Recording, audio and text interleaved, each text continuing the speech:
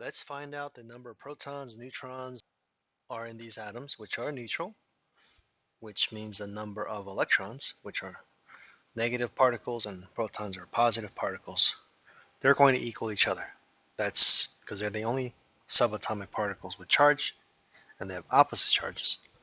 In order for atoms to remain neutral, electrons have to balance the number of protons. All right, let's start. Bromine is number 35, so that's going to have 35 protons.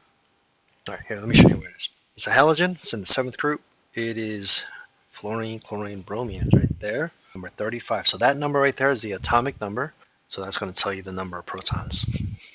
Do that first.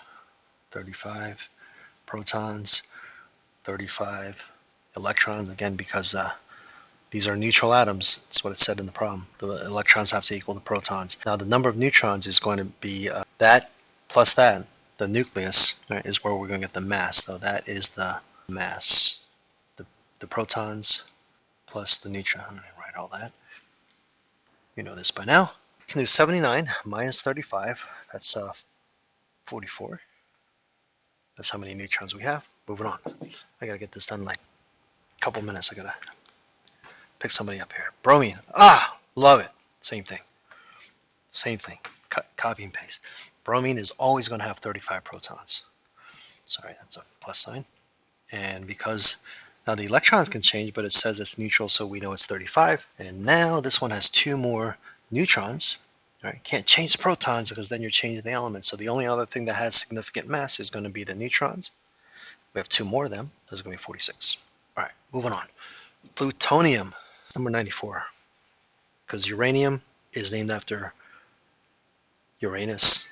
And then after the planet after Uranus is Neptune, which is 93. And then after Neptune is Pluto, which was a planet back then. And it's not on this periodic table. I'll be right back.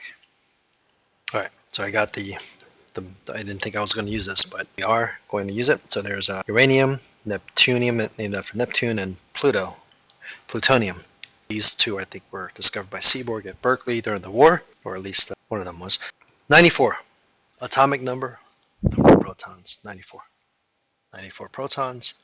These are all neutral. That's what it said in the problem. 94 electrons. Okay, let's do the subtraction here. 239 minus 94. All right, let's just add that up. Make sure we get the original number. Yep, okay, that's it. Number of neutrons is 145. Cesium, right down the group 1. Go right down group 1. Let's see. 55.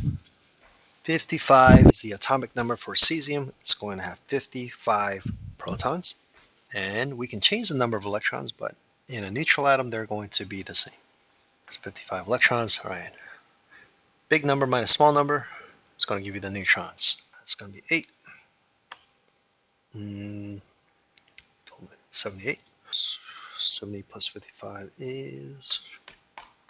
Yep, that's right. Oh, nice. Hydrogen, 1. It's right over there. First element. 1 proton, 1 electron. That's tritium. Not stable, but 2, right? 2 neutrons. Right, because you got 2 plus the 1, give you 3. Last one, iron. Let's use... Back to the rust color. All right, iron's down here, number 26. That means it has 26 protons, 26 electrons. This isotope has 56 total, so 26 plus what? 30 neutrons. Boom.